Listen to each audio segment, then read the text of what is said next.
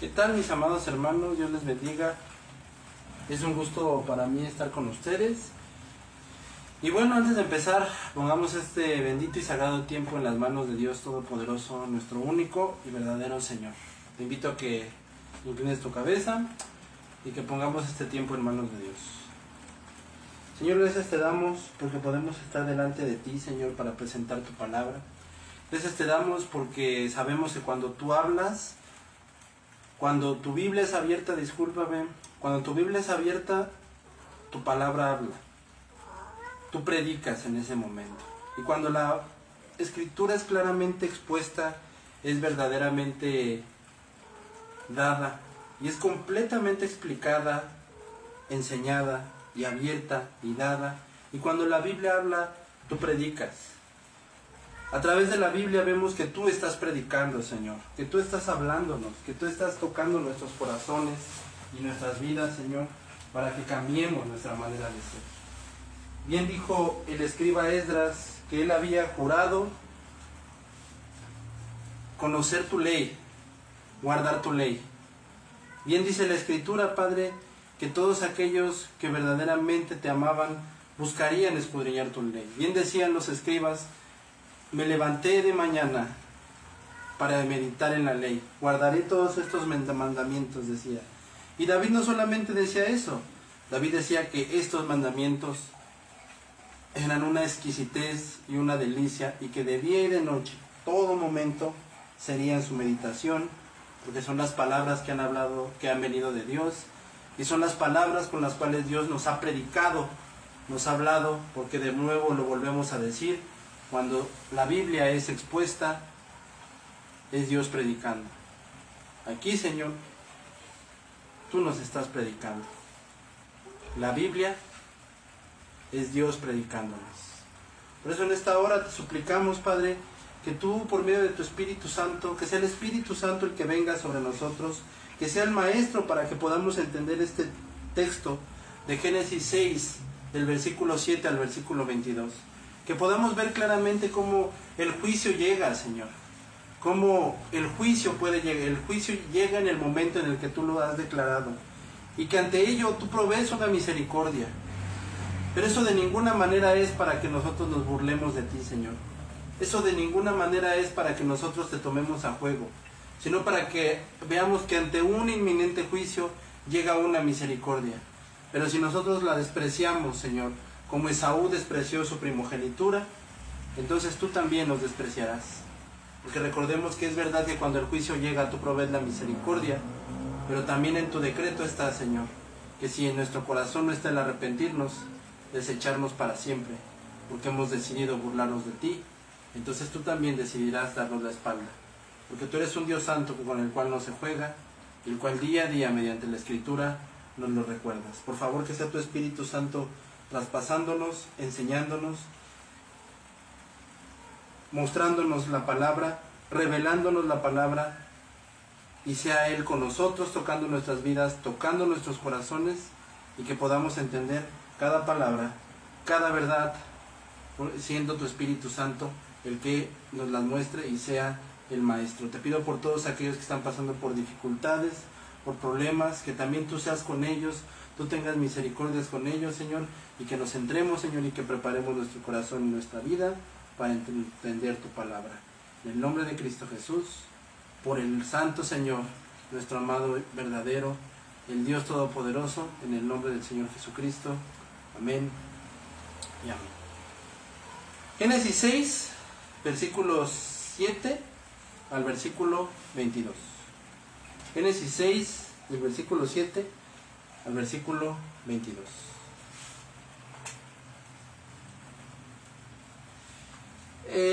Este tema, el tema de esta noche es Dios provee la salvación.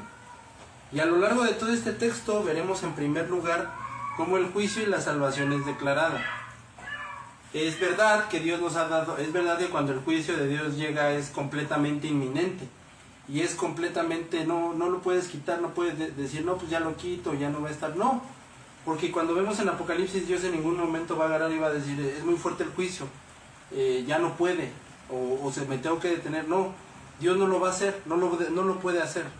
Entonces cuando vemos esa verdad y vemos esa fuerza con la que Dios dirige el juicio y que Él no va a detener su juicio, entonces también nos damos cuenta que en este caso el juicio es completamente inminente. Pero también la salvación se declara y también la misericordia ya está. Pero esto no es jamás para que nos burlemos de Él ni para que lo tomemos a juego, sino para que entendamos que Él está dando la oportunidad, pero que si no tomamos esa oportunidad, Él nos rechazará porque hemos decidido burlarnos de Él y Él también lo hará con nosotros. Después del versículo 14 al versículo 16 vemos cómo Dios provee este gran escape, cómo Dios, precisamente más enfocado, cómo Dios provee este gran escape para Noé y para su familia, es decir, para los que Él ha escogido desde antes para salvarlos. Y finalmente vemos cómo Noé decide escuchar la orden de Dios y decide poner manos a la obra para el mandato que Dios nos ha dado. Yo le pido a Dios Todopoderoso que nos dé la sabiduría, nos dé el entendimiento y que sea su Espíritu Santo hablando a través de la palabra para que nosotros entendamos claramente lo que Dios nos quiso decir a través de este hermoso texto. Okay. Nosotros vivimos en una época en la que desgraciadamente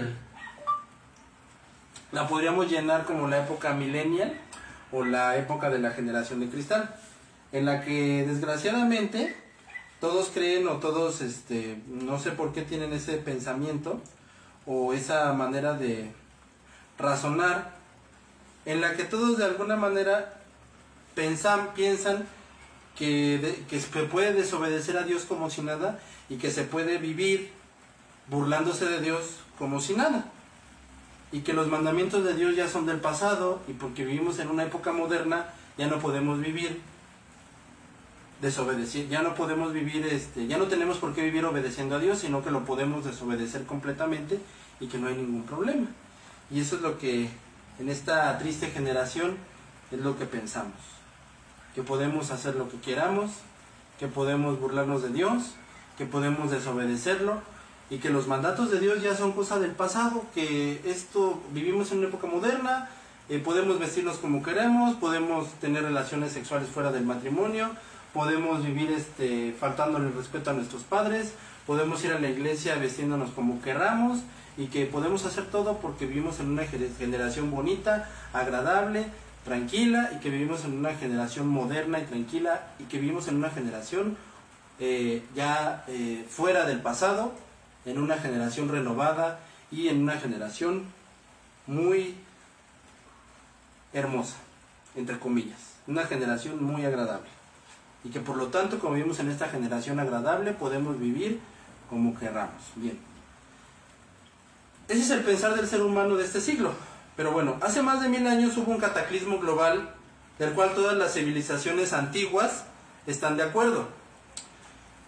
Todas las civilizaciones llegan al acuerdo de que hace muchos años hubo un cataclismo, un desastre que golpeó todo el universo, todo el planeta Tierra, a lo cual se le conoce como un cataclismo global y en nuestros momentos conocido como el diluvio. ¿A qué evento me estoy refiriendo? Al diluvio. Un castigo mandado por Dios para juzgar al mundo entero. Y como en cada juicio vemos algo sumamente hermoso, la misericordia de Dios dada para otorgar la salvación a todo aquel que cree. Génesis 6 del 7 al versículo 22.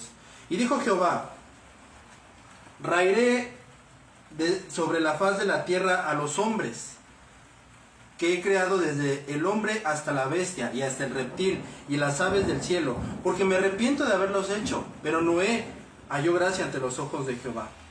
Y estas son las generaciones de Noé. Noé, varón justo, y era perfecto en sus generaciones. Con Dios caminó Noé, y engendró Noé 3 hijos, a Sem, a Cam y a Jafet. Y corrompió la tierra delante de Dios, y estaba la tierra llena de violencia. Y miró Dios la tierra, y aquí que estaba corrompida, porque toda carne había corrompido su camino sobre la tierra. Y dijo pues Dios a Noé: he decidido al fin de todo ser, porque la tierra está llena de violencia. A causa de ellos, y he aquí que yo los destruiré en la tierra. Hazte un arca de gofer, harás aposentos en el arca y la calafatearás con brea por dentro y por fuera, y de esta manera la harás: de 300 codos la longitud del arca, de 50 con su anchura, y de 30 codos su altura. Una ventana harás al arca y la acabarás a un codo de elevación por parte de arriba, y pondrás la puerta del arca de su lado y le harás piso, bajo, segundo y tercero. He aquí yo traigo un diluvio de agua sobre la tierra para destruir a toda carne que haya espíritu debajo del cielo, y todo lo que haya en la tierra morirá, mas estableceré mi pacto contigo, y entrarás en el arca tú, tus hijos, tu mujer y las mujeres de tus hijos contigo, y de todo lo que vive, de toda carne, 2 de cada especie meterás en el arca, para que tengan vida contigo, macho y hembra serán, y de las aves según su especie, y de las bestias según su especie, de todo reptil de la tierra según su especie, 2 de cada especie entrarán contigo, para que tengan vida, y toma contigo de todo alimento que se come, y almacénalo, y servirá de sustento para ti y para ellos. Y así lo hizo Noé, e hizo conforme a todo lo que Dios le mandó.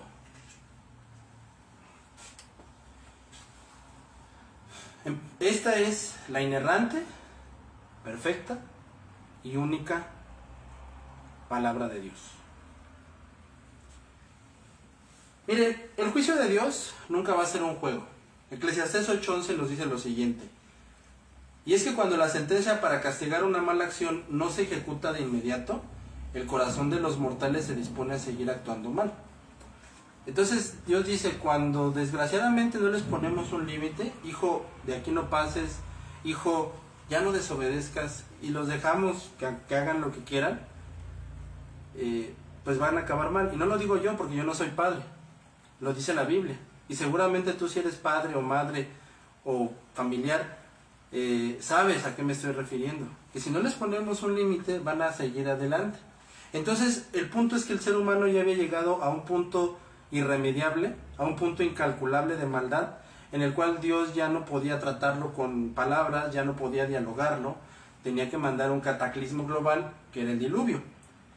Entonces, como la maldad no iba a continuar, ya que previamente Enoc y Noé habían predicado un mundo incapaz de arrepentirse, Dios ya había decidido mandar este juicio. ¿Por qué? Porque la condena fue que este pueblo, o a este mundo, antes del diluvio, se le habló y se le habló y se le dijo una y otra vez que se arrepintieran. El Señor Jesucristo dice en los evangelios que si Tiro y Sidón, ciudades paganas, se les hubiera dado la oportunidad de creer, hubieran creído.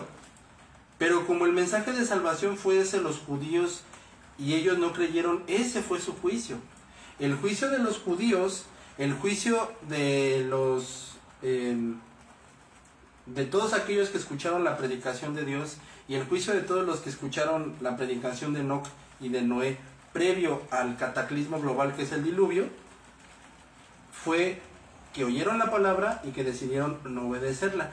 Y ese es el juicio de todas las personas que escuchan el evangelio, que escuchan la palabra y que deciden cerrar sus oídos y decir, no, mira, yo gracias, yo con lo que yo piense, mira, ya sé que yo soy un pecador, pero a mí no me insultes, yo no quiero saber nada. Ese será el juicio, ese será el peso, la balanza. Por eso dice la palabra de Dios que son ellos por los cuales Dios manda su juicio. Porque al ver que hay justos, al ver que hay personas que predican la palabra y que la gente no se arrepiente, es por eso que Dios manda su juicio. Porque advertido estabas, no te importó y desgraciadamente tuvo que venir el juicio. Como dijo Noé, así será la venida, como dijo el Señor Jesucristo, así también la venida del Hijo del Hombre será cuando todo el mundo esté como en la época de Noé. Ahora, ¿no vivimos hoy en esos tiempos? Señor Jesucristo reiteradas veces decía, como en los tiempos de Noé será cuando yo regrese. Y eso son la época en la que vivimos. Las condiciones del mundo antes de la venida de Jesús serán como las condiciones del mundo antes del diluvio. Y la verdad es que este mundo que vivimos deja a la época del diluvio como Disneylandia, o como la feria de Chapultepec, o como SeaWorld, porque es un mundo que completamente ve el pecado y se burla de Dios como si nada. Es un mundo que permite la homosexualidad como si nada. Es un mundo que pervierte las relaciones sexuales como si nada. Es un mundo que vive viviendo en una hipocresía religiosa como si nada. Y es algo que no me alcanzaría toda la noche, y no nos alcanzará toda la noche para seguirlo viendo. Pero veamos qué era lo que había en aquellos años. Dice Génesis 6.1 que había una perversión sexual. Dice que Génesis 6.5 que la constancia del mal en el hombre iba de mal en peor. Dice Génesis 6:11 que la corrupción generalizada y la violencia iban en aumento. Eso es precisamente lo que hoy en día existe en nuestros días. Pero entre tanta maldad, Noé fue hallado justo ante los ojos de Dios. Hebreos 11:7 dice, por la fe, con mucho temor, Noé construyó el arca para salvar a su familia cuando Dios le advirtió acerca de cosas que aún no se veían. Y fue por su fe la que condenó al mundo, y por ella fue hecho heredero de la justicia que viene por medio de la fe. Dios mandaría por ello este juicio contra el mundo. La simiente de Caín había crecido de una manera muy fuerte, pero él encontró a alguien con quien empezar de nuevo. Halló gracia. Mi amigo, la gracia no se puede ganar. No puedes tú obtener la gracia de Dios nada más porque sí, nada más porque eres buena gente, nada más porque tú has hecho cosas. Eso no lo puedes conseguir. Isaías deja muy claro que no existe obra delante de Dios más que únicamente la fe, la obra por medio del Señor Jesucristo. Es decir, que nadie gana la gracia, ese es un regalo de Dios. Por eso Romanos 5:20 dice lo siguiente: era verdad entonces, y es cierto hoy en día, porque cuando el pecado abunda, sobreabunda la gracia. ¿Y quién es el que provee la gracia? Es Dios.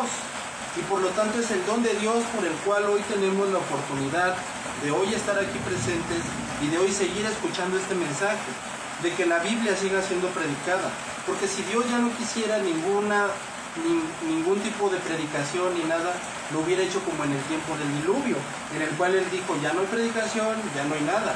La gente que se atenga a sus consecuencias y al juicio, justamente como hoy está a punto de pasarle a este mundo.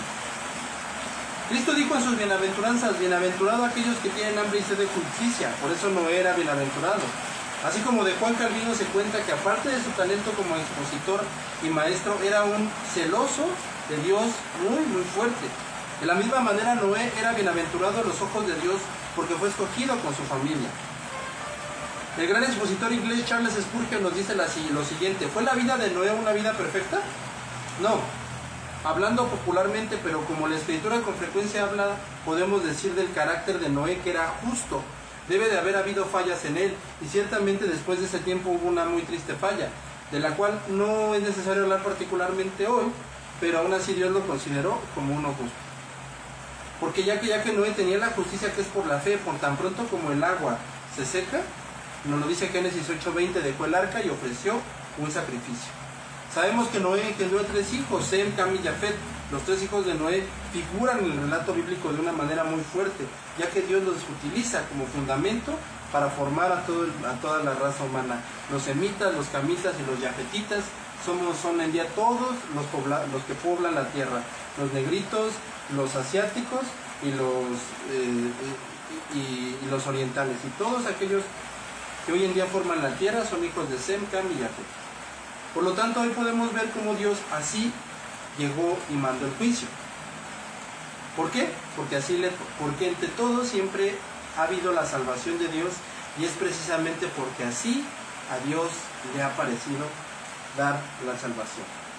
Mira, la elección para la salvación es una doctrina completamente bíblica. No es algo que se inventó en el calvinismo, no es algo que se inventó de un día para otro. El que Dios elija para la salvación, eso es una doctrina completamente bíblica. Ahora veamos que el texto nos dice que sería una aniquilación contra cada ser vivo. El mundo estaría en paz, no va a ser como en Apocalipsis, en donde Dios de verdad va a usar a toda la tierra para castigar al ser humano por su pecado. Y por lo tanto sepamos como advertencia que si no nos arrepentimos, lo que venga será bastante peor. Y todo este plan decide comunicarlo con Noé para que él tenga su gran escape. Ese es nuestro segundo punto, el gran escape. Dios le ordena, haz el arca, no le dice a tu tío, a tu amigo, a tu compadre, le dice a ti, Noé, tú haz el arca. Cuando Dios llamó a Abraham, pero Abraham se trajo a Lot, y Dios no quería que él se trajera a Lot porque el llamado era para Abraham. Entonces así no son las cosas, no es como tú y yo querramos, es como Dios lo dice. Por lo tanto, obedezcamos, ese es el mandato de Dios, por favor obedezcamos. Este fue un gran reto para Noé porque obedecer antes de Noé jamás había llovido. Así que imagínate, Dios le dice algo impensable, le dice, Noé, es que va a llover. y vas a construir un arca. Señor, pero nunca ha llovido. Así que él obedeció. Así como el Señor Jesucristo hizo una misión imposible para cualquier ser humano, es precisamente esa obra y vida la que Dios eligió para dar la salvación definitiva a todo aquel que cree. En Jesucristo esa fue la locura de la cruz, la que salva. ¿Cómo es posible que el Hijo de Dios haya muerto en la cruz y que Dios castigó a su Hijo? Eso es lo que concede la salvación a todo aquel que cree. Impensable, ¿verdad? Difícil de creer, ¿verdad? Y es eso lo que Dios usó para darnos la salvación a todos aquellos que creen y que confían y Jesucristo es el único Salvador. Y de esa magnitud era la obra que le estaba pidiendo a Noé. Noé construye un arca, construye un portaaviones gigantesco de madera, enfrente de una generación que se burla de mí, que no cree que yo soy Dios y que no cree que me tienen que obedecer. Y aparte de eso voy a mandar un diluvio. Jamás ha llovido. Desde el día de Adán hasta tu día, Noé, jamás ha llovido. Pero va a llover. Y vas a enfrentar todas las burlas. Y Noé dijo, aceptó y decidió obedecer a Dios. Dios le ordenó que construyera el arca y que le pusiera brea. La brea es usada para impermeabilizar la madera. Y que Noé debía de cubrir el arca con brea en el interior y en el exterior. Lo que hizo posible que el arca se conservara durante mucho tiempo. Entonces, debido a la mención de la brea, que mucha gente cree que en esta región del Medio Oriente, John Rockefeller buscaba petróleo en base a este versículo, y así fue. Por lo tanto, como nos dice Pedro en segunda de Pedro, el capítulo 3 del versículo 1 al versículo 7, relaciona el juicio futuro con el juicio del diluvio, cuando dice que los no creyentes ignoran voluntariamente que el mundo que existió antes pereció inundado en agua, y quizás antes del regreso de Jesús, Dios hará que aún sea más necesario que la gente olvide deliberadamente más cosas y entregarlos a su juicio. Y pues que ese no sea nunca nuestro caso, sino que aprendamos a confiar en Cristo. La instrucción del arca era 300 codos de longitud del arca, de 50 codos, su anchura de 30 codos, su altura iba a ser así: una ventana harás al arca y la acabarás a un codo de elevación por la parte de arriba, y pondrás la puerta del arca a su lado y la harás piso, abajo, segundo y tercero. El arca, fíjate, era tan larga como un edificio de 30 pisos de alto, alrededor de 450 pies o 150 metros. Tenía unos 75 pies, 25 metros de ancho y 45 pies de altura. Lo que se describe no es realmente un barco, sino una barcaza bien ventilada destinada únicamente a flotar y no para navegar, porque Noé tenía que aprender a confiar en Dios y no en él. Después de todo, un arca es como un baúl, no un barco, lo que se refiere a la forma de caja de zapatos de la embarcación. Era un baúl gigantesco, un portaaviones gigantesco sin timón, y que iba a estar flotando durante 40 días y 40 noches.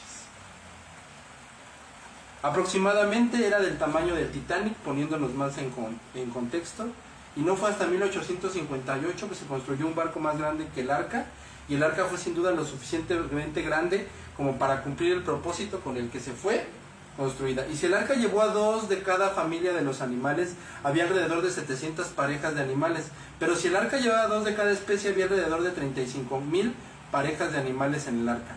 El tamaño medio de un animal terrestre es menor que el de una oveja, y el arca podía llevar 136.560 ovejas, en la mitad de su capacidad, dejando mucho espacio para la gente, la comida y el agua y todas las disposiciones necesarias.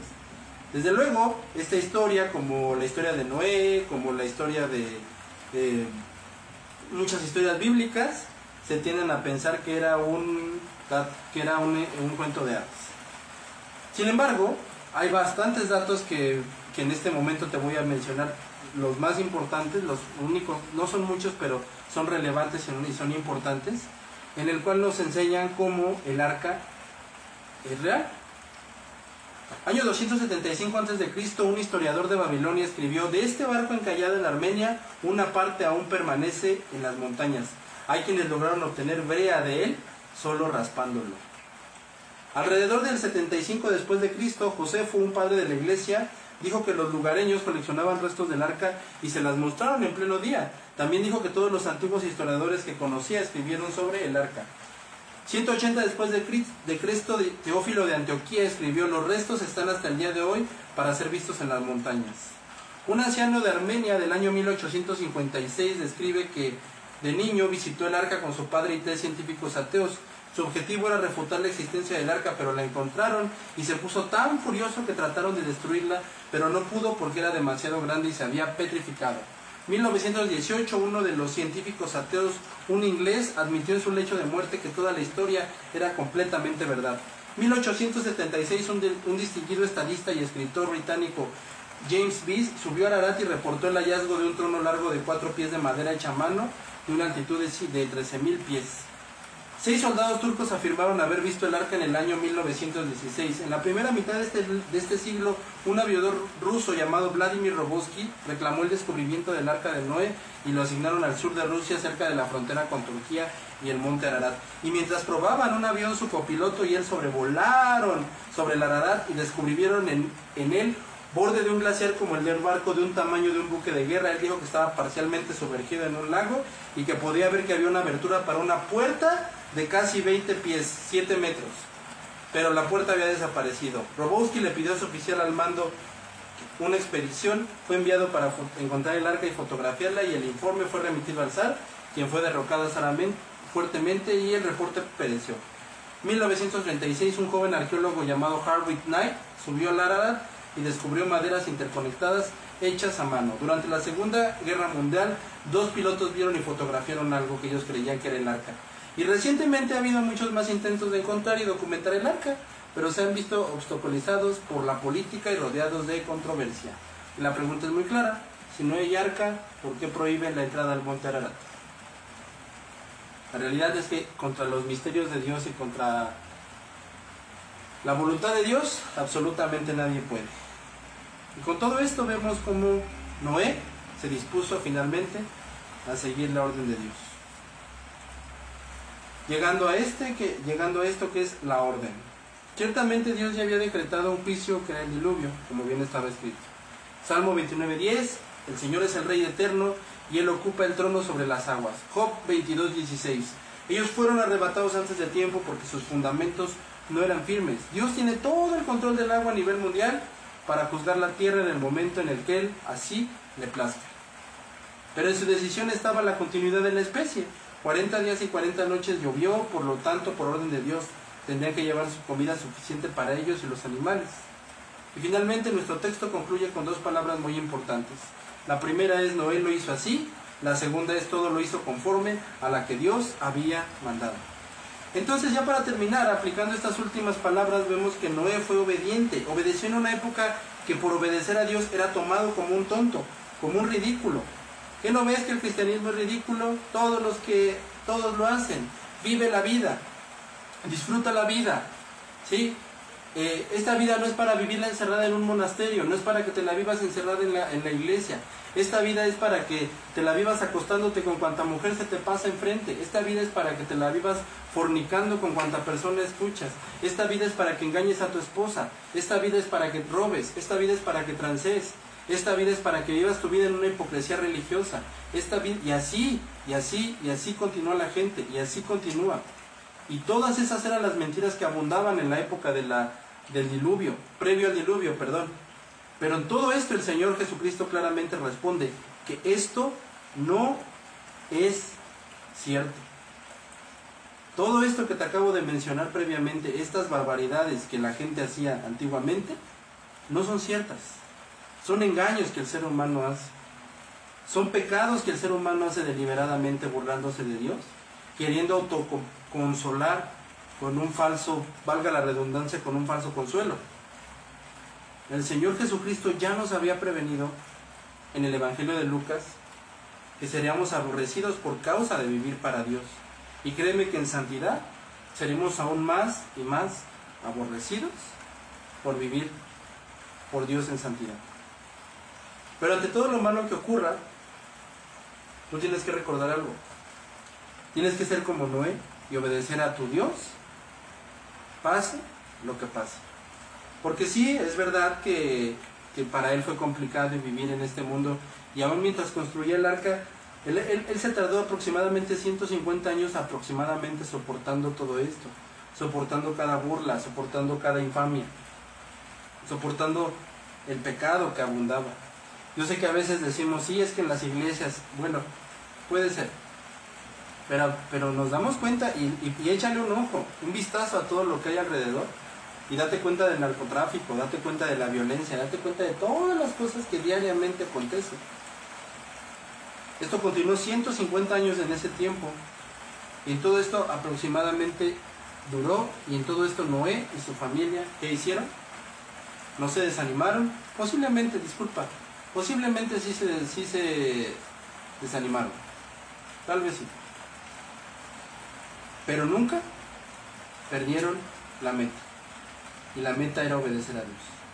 En nuestra vida creyente, no creyente, te vas a encontrar con muchas dificultades, te vas a encontrar con muchas cosas, vas a encontrarte con que a veces hay momentos de mucho ánimo y hay momentos de nada de ánimo, hay momentos que estamos hasta el suelo, hay momentos en que la depresión nos puede golpear de una manera inimaginable, pero ante todo recuerda que tu meta es seguir hacia el Señor Jesucristo como lo hizo Él, hacia el arca, hacia la salvación. Y así también tú, si hoy tú no crees que Él es tu Salvador, tú sigues creyendo que tú eres tu fortaleza, tú crees que Él eres tú tu fuerza, ya no lo creas, porque no lo es así, sino que por favor entiendas que Él es tu único Salvador, para que tú creas y confías que Jesucristo es tu único y verdadero Salvador, y que fuera de Él no tienes ninguna esperanza, más que la que Él te da, creyendo en Él, porque Él es tu único y tu verdadero Salvador. Y que de ahora en adelante, el tiempo que vivas, o el tiempo que vive este mundo, tú pongas tu mirada solamente en el Señor Jesucristo. Por lo tanto, este ejemplo, hagámoslo nuestro. Noé fue fiel hasta la arca, y Cristo hasta la cruz. Y aún más, 120 años se nos menciona que Noé predicó, y nadie lo escuchó. Jeremías predicó ante Judá, y nadie lo oyó. Jonás predicó al reino del norte y nadie lo oyó. Hoy tú por favor no cometas ese error de escuchar la palabra de Dios y decir no me importa. De estar como esa gente de es que viene el diluvio, no me interesa. Hoy en día es que estás en pecado, es que estás mal, es que tienes que creer que Jesucristo es tu Salvador, es que no existe un solo ser humano bueno, es que tú tienes que creer que Cristo es tu Salvador. No, gracias, mira, yo estoy bien aquí, yo no necesito un Salvador, yo no necesito una figura, yo puedo solo. No cometas ese grave error, no lo cometas, porque si no, este juicio desafortunadamente vendrá contra ti, y nadie, si no es por Cristo, jamás será salvo. Isaías 1 se nos menciona que Israel creía que sus ritos, su ayuno, su religión, su falsa adoración, sus falsos cantos, sus falsos sacrificios los iban a salvar, y que ellos podían continuar en pecado, pero sus conductas eran tan deplorables y Dios les declaró, eso jamás. Ustedes pueden venir, decía Dios en Isaías, con sus arrebatos emocionales, pueden venir con sus sacrificios, pueden venir con lo que ustedes quieran, pero si ustedes no se arrepienten y creen en mí, están completamente perdidos. Y ese es el llamado del Señor Jesucristo que hoy te hace. Que entiendas que si tú no crees en Él y que si tú no confías en Él, estás completamente perdido. Y te lo vuelvo a repetir, no cometas el error que cometieron hace más de 1000 años aquellos que vivieron antes del diluvio, que decidieron no creer, y que así como ahorita estás escuchando las gotas de lluvia, así también en aquellos momentos escucharon las gotas de lluvia. Pero ya no fueron esas no fueron gotas de lluvia, eran sus últimos lamentos, eran sus gritos desesperados, pero Dios les dijo, se acabó, no hay más oportunidad, no hay más esperanza, porque aunque escuchaban esos gritos, esos lamentos, y esas gotas no eran placenteras, porque solamente estaban llevando sus últimos lamentos y sus últimas vidas, y posiblemente clamaron y dijeron, sálvanos, y Dios, te lo vuelvo a repetir, les dijo, ya no hay misericordia. Aún hoy estás a tiempo de que creas y confíes que hay un Señor, un Salvador, que es Jesucristo, para que confíes y creas en Él.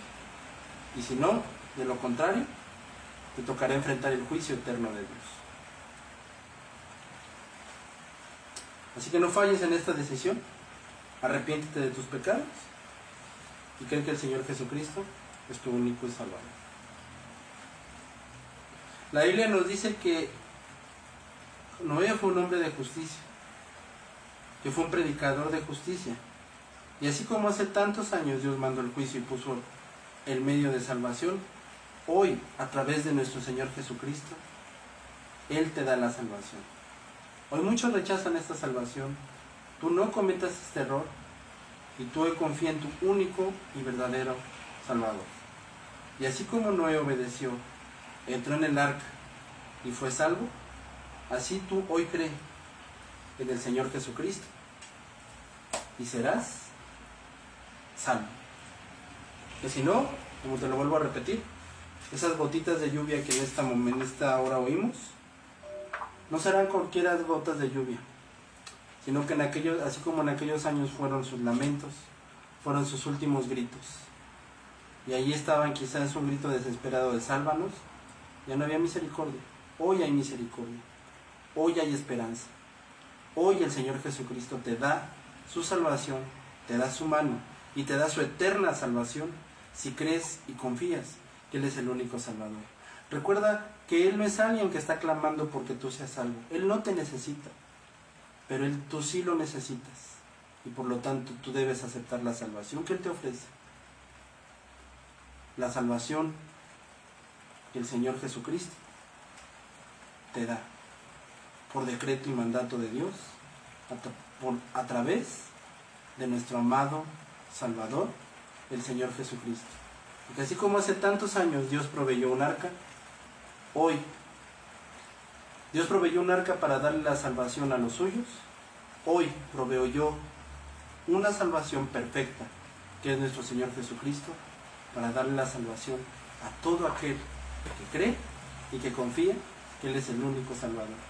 Y si tú lo crees, díselo y confiésaselo y vive de acuerdo a lo que Él ha dicho. Porque nadie podía creer, todos estábamos incapacitados para creer, pero ahora por su salvación hemos creído, porque Él nos ha dado la oportunidad de creer y Él nos ha salvado. Y de ahora en adelante vivimos para Él. Por lo tanto te lo digo, díselo y confía y cree que Él es el único y verdadero Salvador, arrepintiéndote de tus pecados y viviendo para Él, porque Él será siempre nuestra única y verdadera motivación, nuestra única y verdadera fortaleza, que Él es nuestro todo, el Señor Jesucristo, el cual dio la vida por nosotros y se entregó por nosotros, y ahora nosotros vivimos eternamente por Él. ¿Por quién? Por aquel que dio toda su vida por nosotros, nuestro Señor Jesucristo. Despidámonos en oración. Padre, gracias te damos por todos aquellos que oyen tu palabra, porque cuán bienaventurado es aquel que la oye, Señor, y más aún cuán bienaventurado es aquel que la pone en práctica. Te damos gracias porque tú nos recuerdas que la salvación ahí está, que la oportunidad ahí está, Señor. Que así como en aquellos años vino el juicio devastador, tú supliste el medio de salvación, Señor. Tú pusiste la oportunidad para que fueran salvos aquellos que creen y que confían que tú eres el único Salvador. Para que nos demos cuenta, Señor, cómo solamente en ti está la salvación, cómo solamente en ti podemos estar, y arrepintámonos de nuestros pecados, creyendo que tú eres el único y verdadero Salvador. Así como lo dijo Pedro en Hechos, huyan de esta terrible y perversa generación, arrepiéntanse de sus pecados y vivan para el Señor Jesucristo, el cual es el único que nos da el poder como el hacer, el cual nos ha concedido la salvación únicamente por su muerte, únicamente por su sacrificio en la cruz, por decreto de Dios, porque a Dios le plació quitarle la vida, a Dios le plació poner su ira sobre él y así librarnos a todos aquellos que confiamos y que creemos que Él es el único y verdadero Salvador. Y de ahora en adelante, Señor, vivir eternamente para Él, en nombre de aquel que dio su vida por nosotros, el cual es nuestra única y verdadera salvación, nuestra única y total esperanza, el cual se entregó por nosotros, el cual Dios lo ha levantado, y que sepamos ahora que Dios lo ha puesto como Señor y Dios de toda la tierra, para que nos arrepintamos y para que creamos que solamente Él es el único y verdadero Salvador, todo en nombre del León de la tribu de Judá, el Señor Jesucristo, nuestro único Salvador. Amén y amén. Que el Dios y Padre de nuestro Señor Jesucristo te bendiga.